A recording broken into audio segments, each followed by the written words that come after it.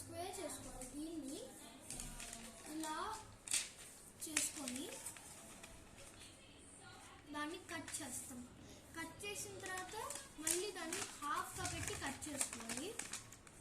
హాఫ్గా పెట్టి కట్ చేసుకున్న తర్వాత మనకి ఈ షేప్లో వస్తుంది. ఈ విధంగా ఫస్ట్ ఒక పేపర్ తీసుకొని మీరు ఫోల్డ్ చేసుకోవాలి. నెక్స్ట్ ఇంకో పేపర్ తీసుకొని దాన్ని కూడా ఫోల్డ్ చేయాలి. నెక్స్ట్ దీన్ని మీరు ఇలా అనాలి. అనిన తర్వాత దీన్ని ఇలా అనాలి. తర్వాత దీన్ని ఇలా అనాలి. సో దీన్ని మనం ఆపోజిట్లో చేస్తాం. ఇప్పుడు ఇలా చేద్దాం. ఇది ఇలా అంటాం, తర్వాత దీన్ని ఇలా అంటాం. నెక్స్ట్ ఇది ఇలా, ఇది ఇలా. సో ఫస్ట్ సెట్ అయిపోయింది. ఫస్ట్ సెట్ పక్కన పెట్టుకొని నెక్స్ట్ సెట్కి వెళ్దాం.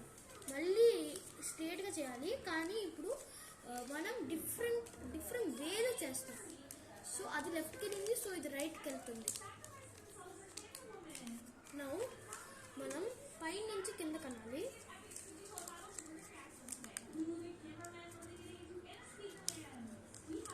అండ్ ఇది ఇలా ఉంచండి.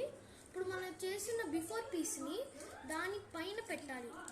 ఏ విధంగా అంటే ఈ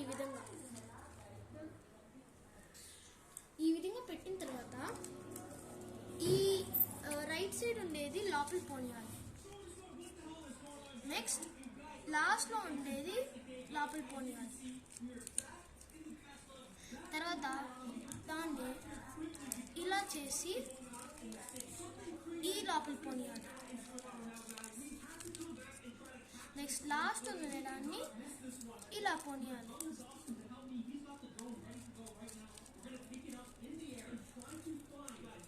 సో ఇప్పుడైతే మనం నింజా స్టార్ అయిపోయింది. మీరు ఏ డిజైన్ అయినా చేయొచ్చు. నెక్స్ట్ వీడియో మనం డబుల్ నింజా స్టార్ చేయబోతున్నాం. And bye.